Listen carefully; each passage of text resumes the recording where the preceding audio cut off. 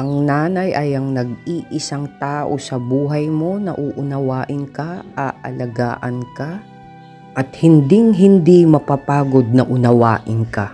Nanay mo na paggising mo ay may pagkain ka na sa lamesa. Nanay mo na paggising mo sa umaga ay malinis na ang bahay. Na kung wala kang panahong gawin at wala kang panahong tumulong, ay siya pa rin at siya pa rin ang gagawa. Nanay mo na kahit sagot-sagutin mo ay iintindihin at iintindihin ka pa rin.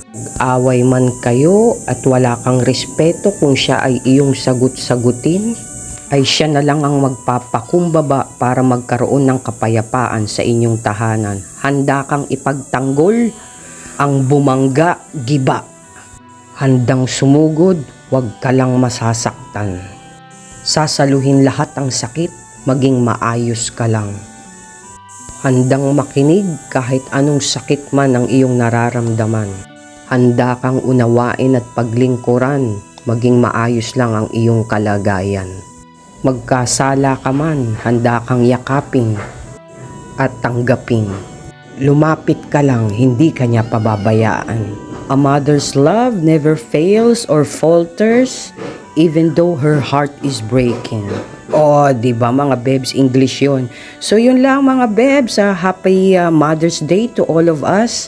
And thank you for watching. Good vibes. Bye-bye.